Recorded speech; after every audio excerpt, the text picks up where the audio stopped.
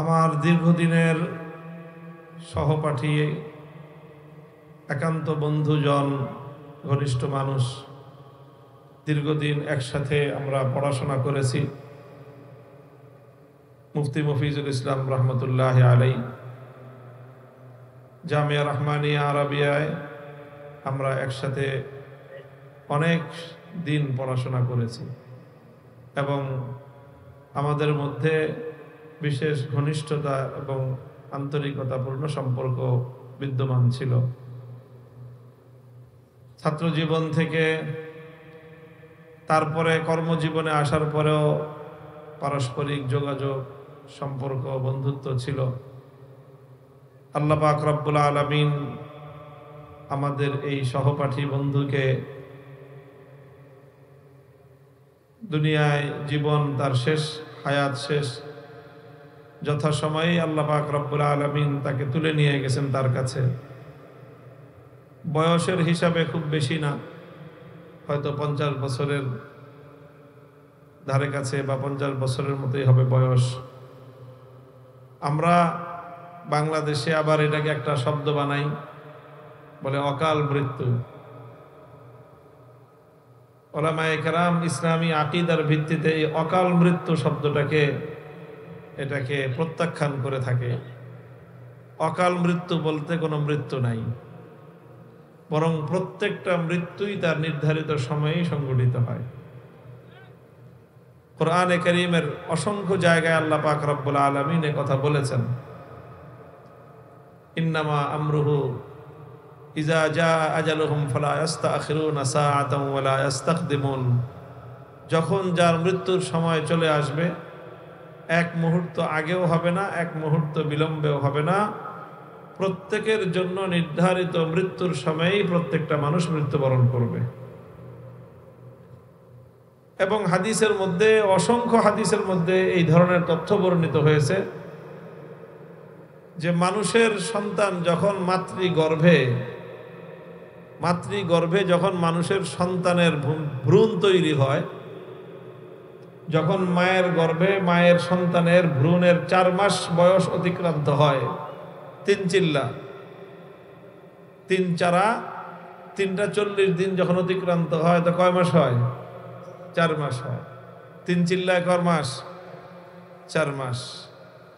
4 মাস যখন অতিক্রান্ত হয়, আল্লাহর পক্ষ থেকে একজন ফেরেশতা আগমন করে, মায়ের গর্ভে আসে, এসে ওই সন্তানের জন্য কয়েকটা জিনিসকে সে লিপিবদ্ধ করে দিয়ে যায়।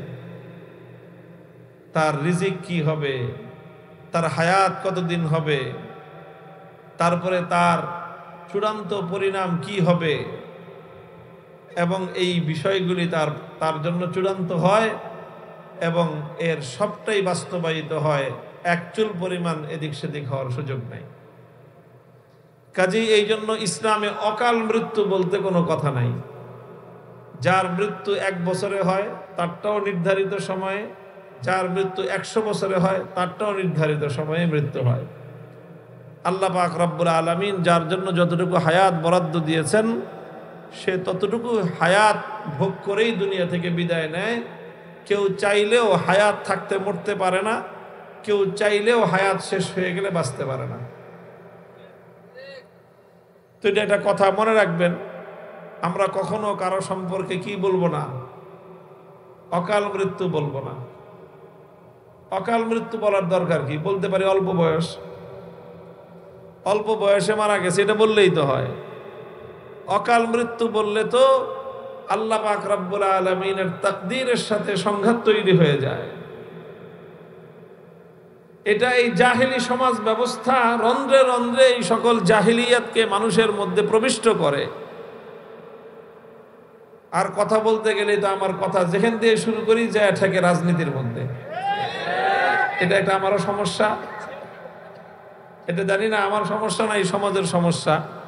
বলেন তো, অকাল মৃত্যু বলে যেই সমস্ত সাইনবোর্ড, যেই সমস্ত পোস্টার, যেই সমস্ত ব্যানার হয়, সবচেয়ে বেশি কারা করে?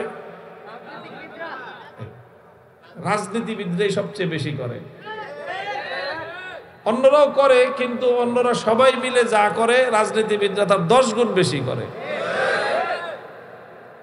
দেখেন, কথা বলা শুরু করলাম আমি আমার বন্ধুবর মরহুম হযরত মাওলানা মুফতি মফিজুল ইসলাম রহমতুল্লাহ আলাইকে নিয়ে, এবং তার সঙ্গে স্মৃতিচারণ করতে গিয়ে ছোট্ট একটু কথা বলতে গিয়ে কথাটা এদিকে চলে গেল। আমার এই বন্ধু, আমাদের এই ভাই, তিনি অল্প বয়সেই ইন্তেকাল করেছেন। তবে অল্প বয়সেই তিনি আল্লাহর দ্বীনের জন্য, মানুষের জন্য অনেক খিদমত আঞ্জাম দিয়ে গেছেন। তার সন্তান আব্দুর রহমান হুজাইফি, মাশাআল্লাহ, ওবায়দুর রহমান হুজাইফি, মাশাআল্লাহ, সারা দেশে দ্বীনের দাওয়াতের কাজ করতেছে। এটা তার বাবার দোয়ার বরকত, তার বাবার মেহনতের ফসল। আমরা দোয়া করি আল্লাহ পাক রব্বুল আলামিন তার বান্দাকে নিয়ে গেছেন, তার এই সকল সাদকায়ে জারিয়াগুলো যেন কিয়ামত পর্যন্ত জারি থাকে। তিনি মাদ্রাসা কায়েম করে গেছেন, সুন্দর একটা পরিবার রেখে গেছেন, যেই পরিবারের মাধ্যমে এলাকার মানুষের দ্বীনি ফায়দা হয়, মানুষ দ্বীন জানতে পারে, মহিলাদের মধ্যে ব্যাপকভাবে তালিম এবং ব্যাপকভাবে দ্বীনের দাওয়াতের কাজ হয়। আল্লাহ পাক রব্বুল আলামিন এই সমস্ত কাজগুলোকে জারি রাখুন এবং এর সওয়াব মরহুম মুফতি মফিজুল ইসলাম রহমতুল্লাহ আলাইহির রূহে এবং তার কবরে আল্লাহ পাক পৌঁছাইতে থাকেন।